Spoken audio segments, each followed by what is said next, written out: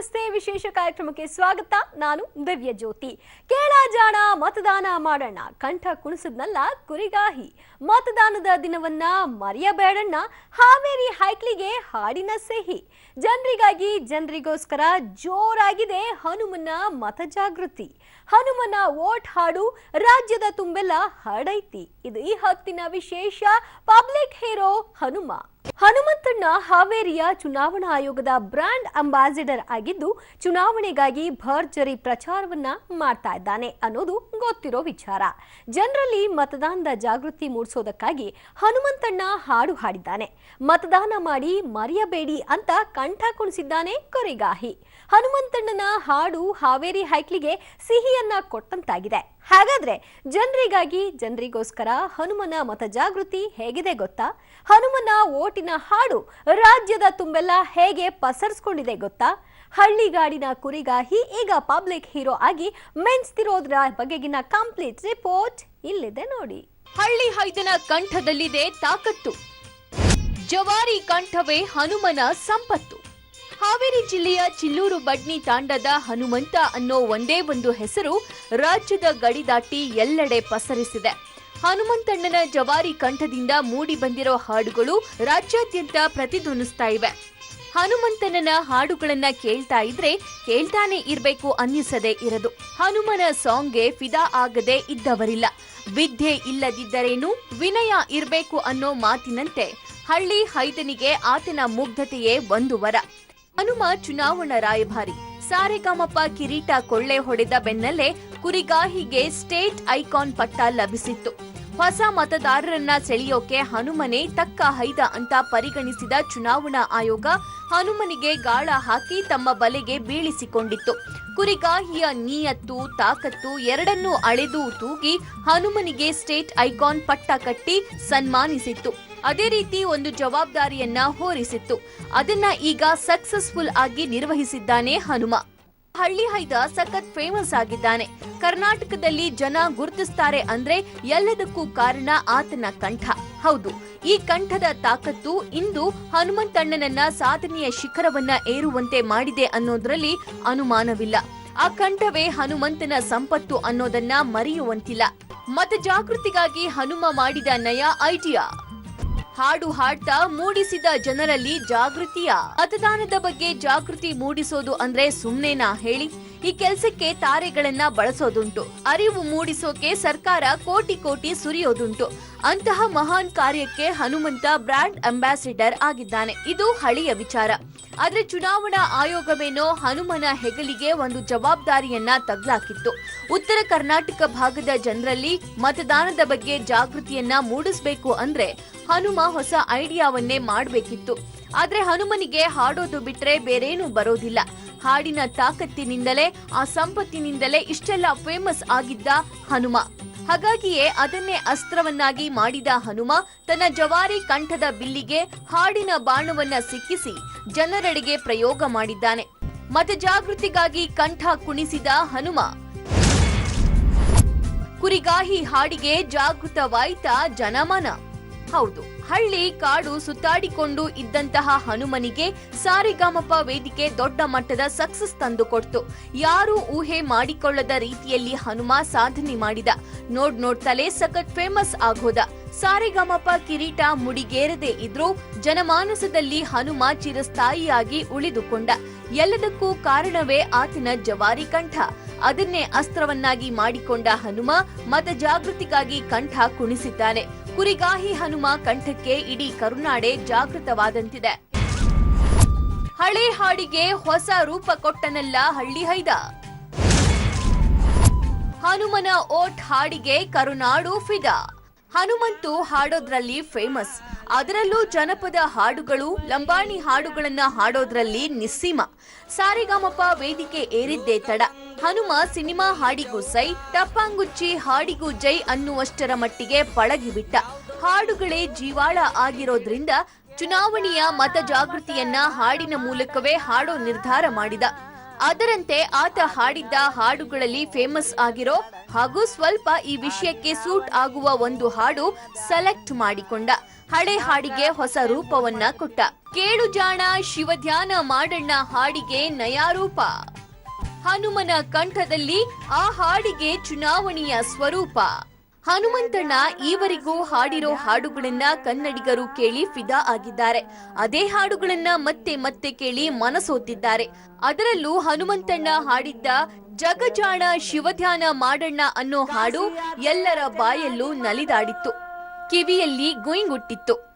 ಅವಾಗ ಹನುಮ ಸಿಟಿ ಬಿಟ್ಟು ಊರು ಸೇರಿದ್ನೋ, ಹನುಮಂತಣ್ಣ ಯಾವಾಗ್ ನಿನ್ ದರ್ಶನ, ನಿನ್ನ ಹಾಡುಗಳನ್ನ ಕೇಳೋ ಭಾಗ್ಯ ಕರುಣಿಸಪ್ಪ ಅಂತ ಹನುಮ ಭಕ್ತರು ಜಪ ಮಾಡೋದಕ್ಕೆ ಶುರು ಮಾಡಿದ್ರು.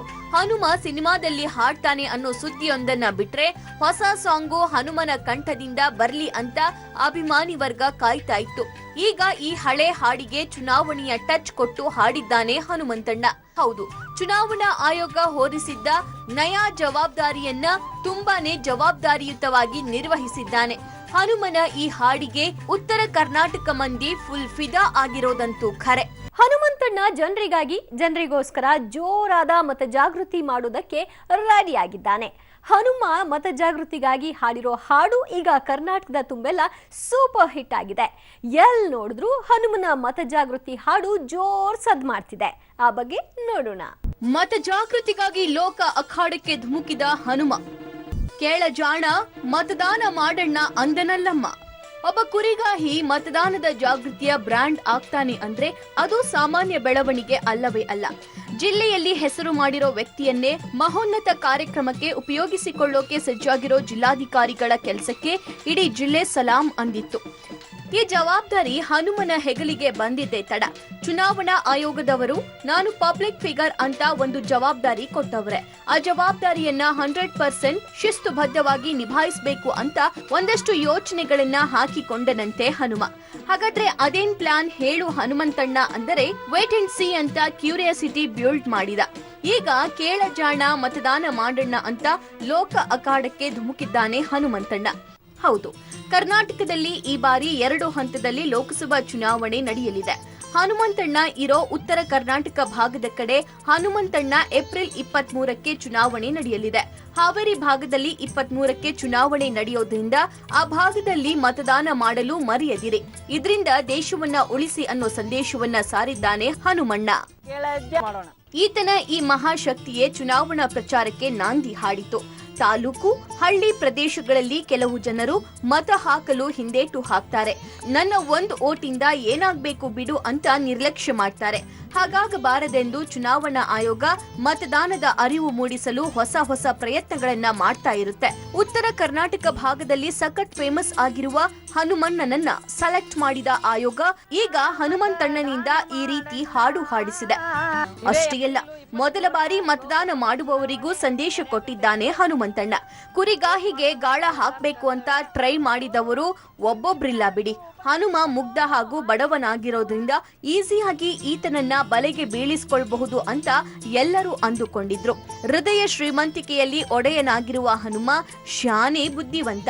ಒಂದೊಂದು ಮಾತನ್ನ ಅಳೆದು ತೂಗಿ ಹರಿಬಿಡುವ ಹನುಮ ಅಷ್ಟು ಬೇಗ ರಾಜಕೀಯದವರ ಗಾಳಕ್ಕೆ ಸಿಲುಕಿ ಬಿಡ್ತಾನ?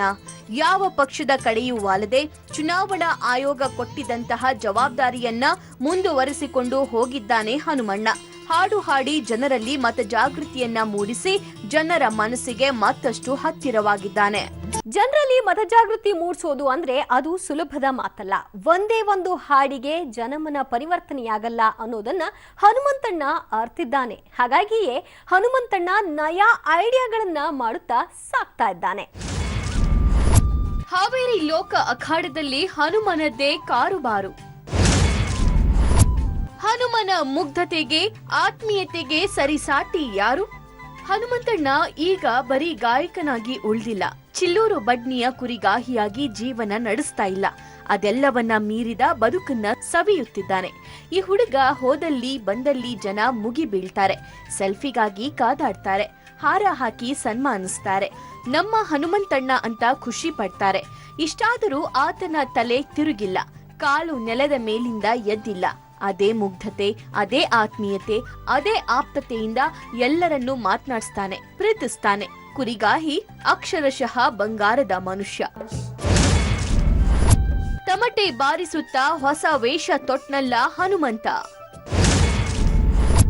ಎಲೆಕ್ಷನ್ ಅಖಾಡದಲ್ಲಿ ಹನುಮಂತನ ಹವಾ ಶುರುವಾಯ್ತಾ?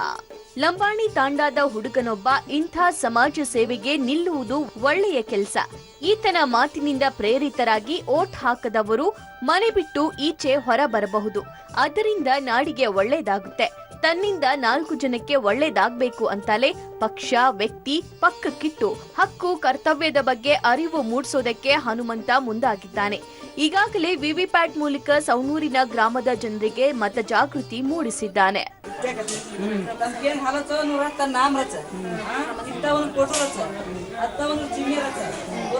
ನೀಲಿ ಬಟನ್ ನೀಲಿ ಬಟನ್ ಹಾಕಬೇಕು ಇತ್ತ 7 ಸೆಕೆಂಡ್